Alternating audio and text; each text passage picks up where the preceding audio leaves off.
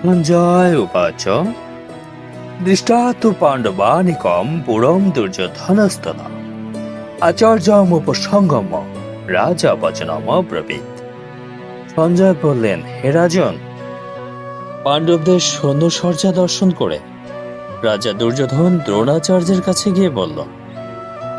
তাৎপর্য: ধৃতরাষ্ট্র ছিলেন জন্মান্ধ, অর্থাৎ তিনি জন্ম থেকে অন্ধ ছিলেন। দুর্ভাগ্যবশত তিনি পারমার্থিক তত্ত্ব দর্শন থেকেও বঞ্চিত ছিলেন। তিনি ভালোভাবেই জানতেন যে ধর্মের ব্যাপারে তার পুত্রেরাও ছিল তারই মতো অন্ধ, এবং তিনি নিশ্চিত ছিলেন যে তার পাপিষ্ঠ পুত্রেরা আজন্ম ধর্মপরায়ণ পাণ্ডবদের সঙ্গে কোন রকম আপোষ মীমাংসাও করতে পারবে না। তাই তিনি সেই ধর্মক্ষেত্রের প্রভাব সম্বন্ধে সংশয়গ্রস্ত ছিলেন। যুদ্ধক্ষেত্রের পরিস্থিতি সম্বন্ধে ধৃতরাষ্ট্রের প্রশ্ন করার অভিপ্রায়টি সঞ্জয় বুঝতে পেরেছিলেন। তাই তিনি নৈরাশ্যগ্রস্ত রাজাকে আশ্বস্ত করার জন্য বলেছিলেন যে পবিত্র ধর্মক্ষেত্রের প্রভাবের ফলে তার পুত্রেরা পাণ্ডবদের সঙ্গে কোন রকম আপোষ মীমাংসা করবে না।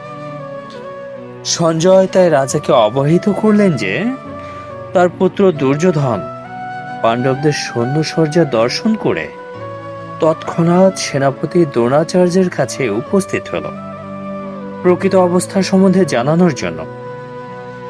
দুর্যোধনকে যদিও রাজা বলা হয়েছে, তবুও সেই সংকটময় অবস্থায় তাকে তার সেনাপতির কাছে যেতে হয়েছিল।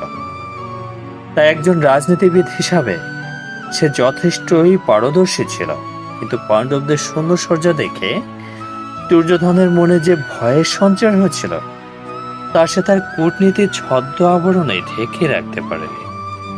হরে কৃষ্ণ।